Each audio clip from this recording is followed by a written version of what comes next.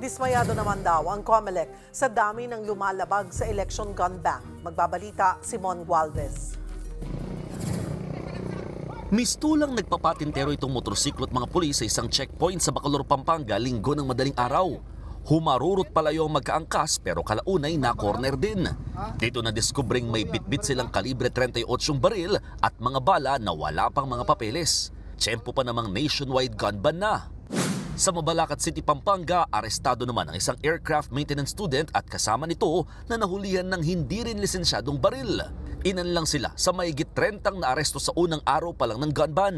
Hanggang 6 na taong pagkakakulong at revocation ng license to own firearms ang haharapin ng mga lalabag dyan. Pagdating naman sa paghahanda sa mismong halalan, lusot na sa third-party screener ang gagamiting automated counting machines. Kasunod yan ang tinatawag na trusted build o pag-iinspeksyon ng kumpanyang Pro V&V mula Amerika sa ACM na in-order naman ng COMELEC mula South Korea. Wala ring naging problema pagdating sa consolidation and canvassing system nito. Walang dagdag, walang bawas, maayos yung ating CCS, yung ating OBCS. At sana nga yung susunod naman ay yung ACM. Itatago sa Bangko Sentral ng Pilipinas sa mga nabuong hash o code mula sa ginawang trusted build. Sunod ng susuriin ang para naman sa online voting na magiging paraan ng pagboto ng mga overseas Filipinos. Ako, si Mon Gualvez, para sa 1PH. Sa puntong ito, magkakausap natin si COMELEC spokesperson, Attorney John Rex Laudianco. Magandang tanghali po sa inyo, Attorney.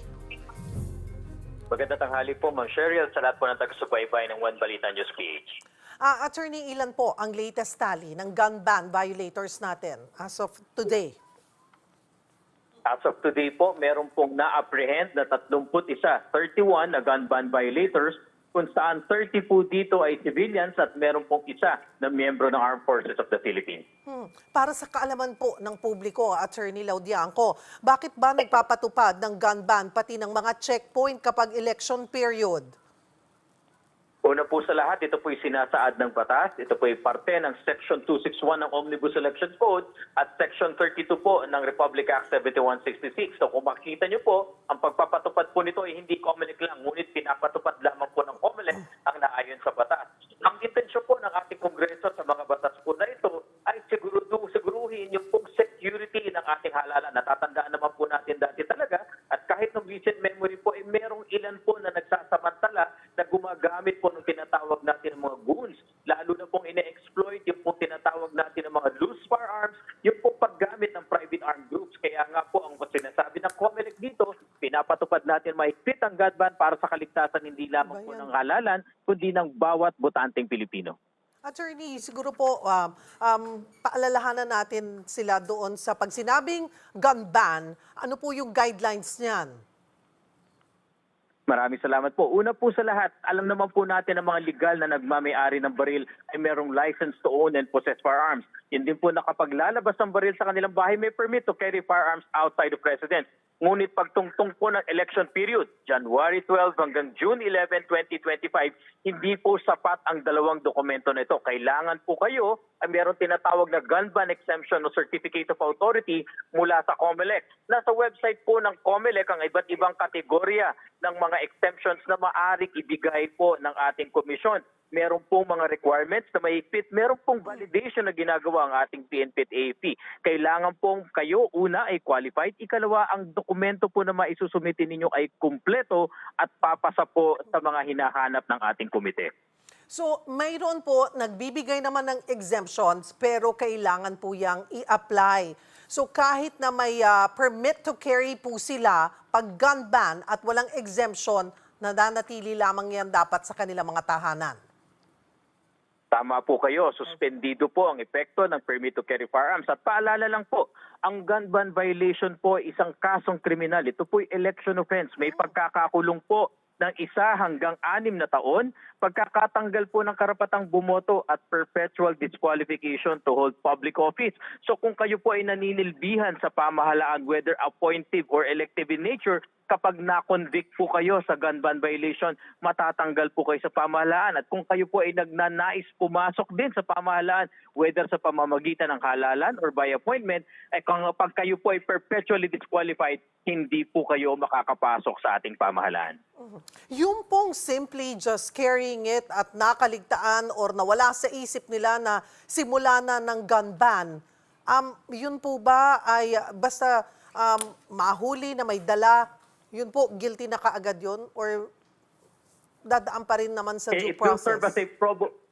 Opo, ito po yung magsisilbing probable cause para masimulan po yung pagpapile ng kaso. Huwag po kayo mag-alala, may proseso po. Kung kayo po ay mahuli, dumadaan po ito sa isang inquest proceedings o kung sakali man sa isang preliminary investigation kung saan ang isang COMELEC prosecutor o kaya po ang ating prosecutors ng National Prosecution Service ay magde-determine ng probable cause kung saan may nakita ba siyang sapat na basehan na ang nalubag po ang batas, lalo na dito sa gun ban, at ang lumabag ay ang taong mismong nasa harapan niya.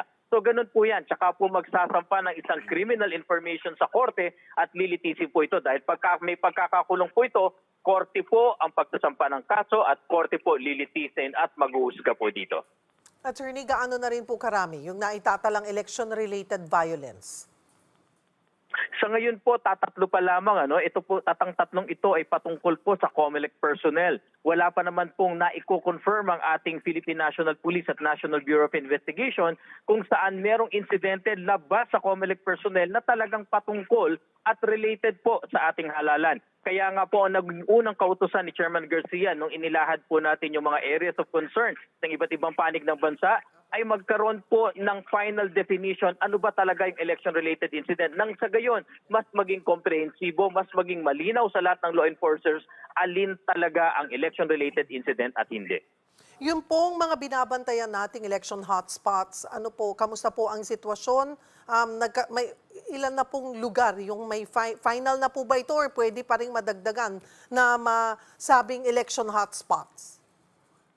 Maari pong magbago ito on a day-to-day or even on a weekly basis po, Ma'am Cheryl. Ang purpose po kasi kung bakit kinategorya natin ang lahat ng munisipyo at lungsod, pwedeng kang green, walang problema sa security, pwedeng yellow, orange, or red. Ang mga kategorya po, yung mga factors dyan, meron bang election-related incident na naganap? Meron bang election-related incident dati? Meron bang intense political rivalry dati na maaring nananatili ngayon? Na-declare na ba itong under area of concern? Meron bang presence ng private armed groups, terror groups, or iba pang threat groups? So pag ang isang factor lang mailalagay po sa yellow, pag nagsama yung dalawang factors mailalagay sa orange, higit sa dalawa mailalagay sa red. Ang purpose po nito ay para sa paghahanda ng COMELEC, ng PNP at AFP at lahat ng law enforcement at security personnel. Huwag po kayo matakot. Ang overall goal po natin ay pababain ang kategorya.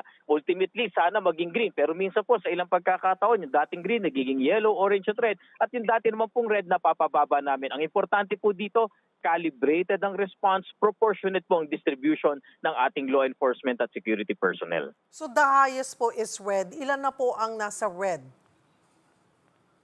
38 po ang nasa red category ng mga munisipyo at syudad at 32 po dito. 32 ay nasa Bangsamoro Autonomous Region in Muslim Mindanao.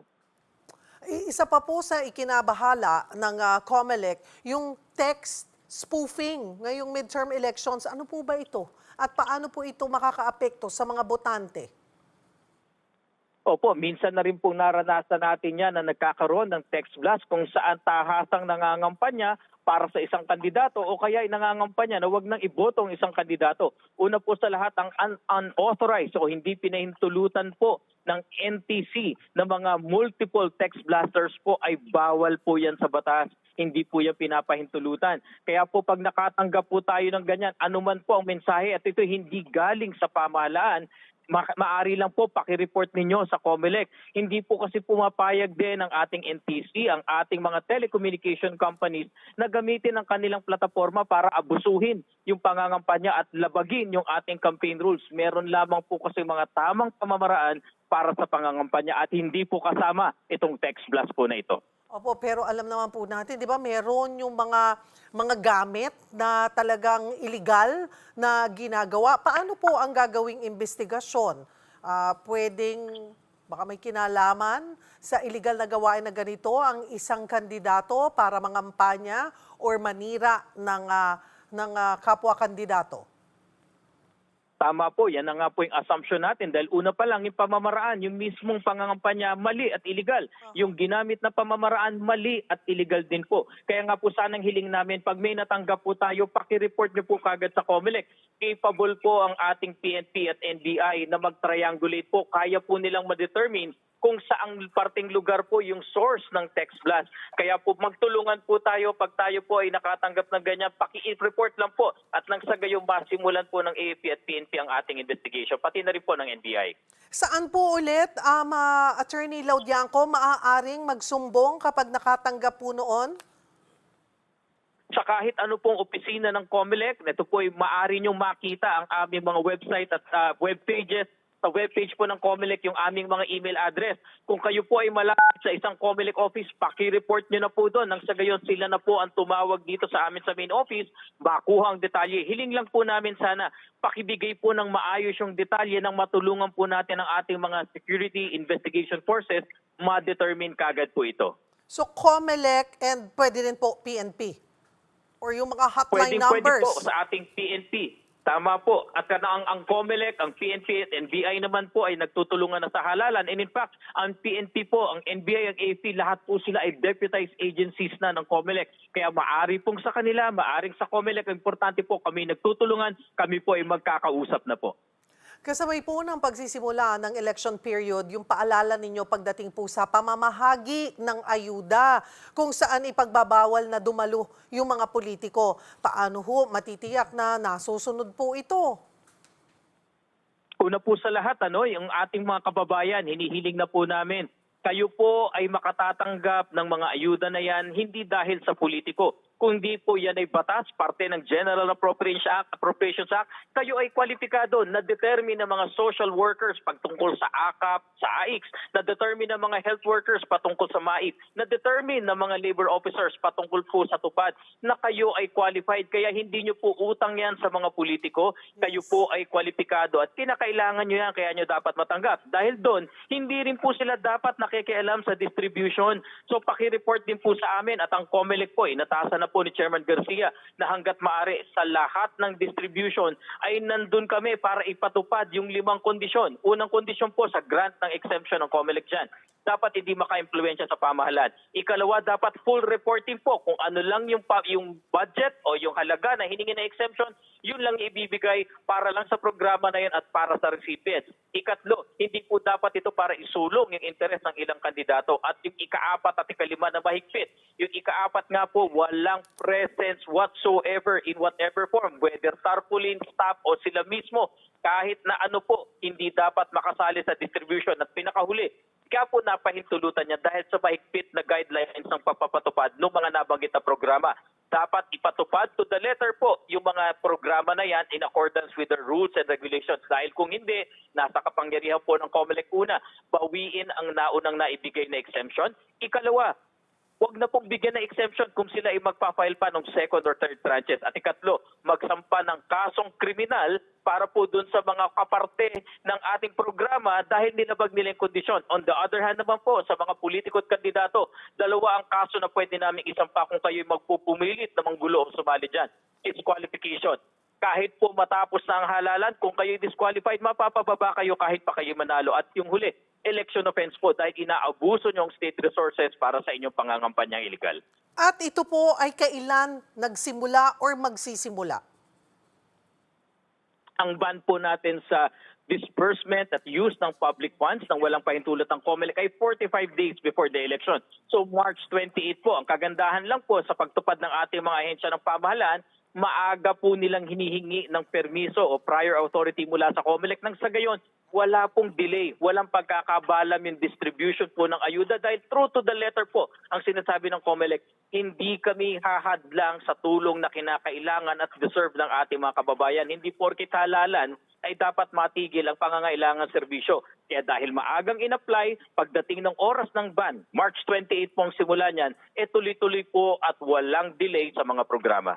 Ang mahirap lamang po ngayon baka habang before March 28, mag-take advantage po yung ating mga kandidato, lalo na kung mga incumbent po yan. Kaya nga po ang paalala po ni Chairman Garcia, hindi porket technically kayo ay hindi mabawalan ng COMELEC, technically walang nilalabag na batas dahil nga po sila ay hindi pa kandidato ayon sa Section 15 ng Republic Act 9369 ayon po sa Peñera versus COMELEC. Pero nakamasid po ang COMELEC. Nagbabantay po ang ating mga kababayan dahil ang sinasabi namin kung simpleng patakaran hindi makasunod yan. Paano pag nanalo sila at sila na tagapagpatupad na ng batas?